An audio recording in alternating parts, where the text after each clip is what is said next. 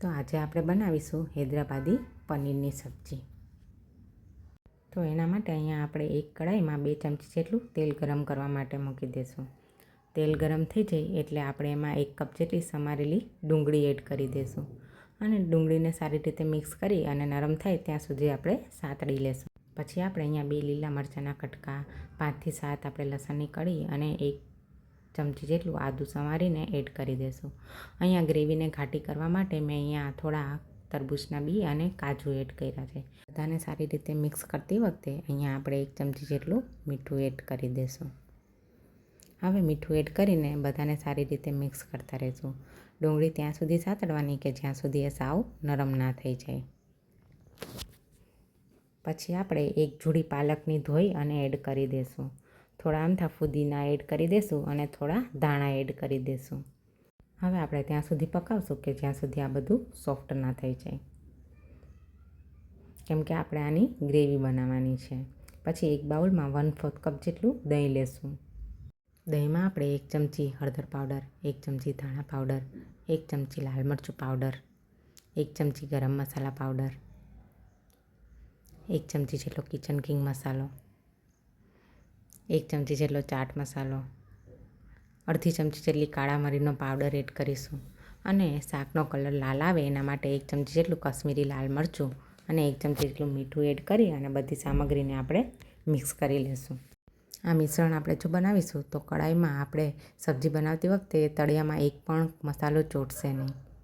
પછી આપણે જે ગ્રેવી બનાવવા માટે જે ડુંગળીને બધું સાતળીને રાખ્યું હતું આપણે એક મિક્સર જારમાં ટ્રાન્સફર કરી લેશું અને એની એકદમ સ્મૂથ પેસ્ટ બનાવીને રેડી કરી લેશું।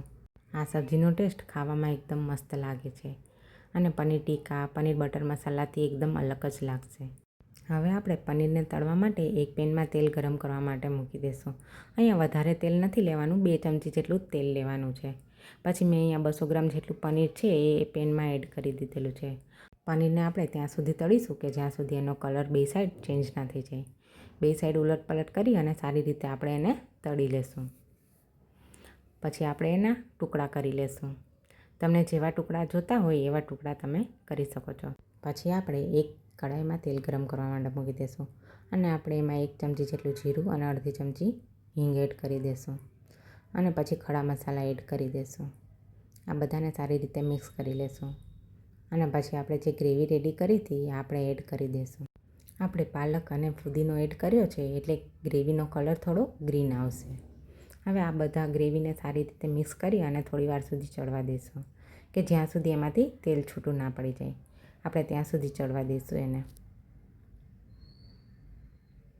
હવે સારી રીતે ચડી જાય પછી આપણે એમાં જે બધા મસાલાનું મિશ્રણ રેડી કર્યું હતું એ આપણે એમાં એડ કરી દઈશું અને બધાને સારી રીતે મિક્સ કરી અને થોડી વાર સુધી ચડવા દઈશું।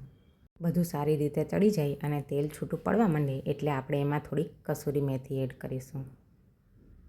કસૂરી મેથી એડ કરી અને પછી આપણે એમાં જે ફ્રાય કરેલું પનીર છે એ એડ કરી દઈશું। પછી આપણે એને સારી રીતે મિક્સ કરી લઈશું અને થોડી વાર સુધી ચડવા દઈશું। જો તમને પાણી થોડું એડ કરવું હોય તો કરી શકો છો ગ્રેવીને થોડી પતલી બનાવવા માટે। હવે બધું સારી રીતે ચડી જાય અને તેલ છૂટું પડી જાય પછી આપણે એમાં ઉપરથી ફ્રેશ ક્રીમ અને ધાણા એડ કરીશું।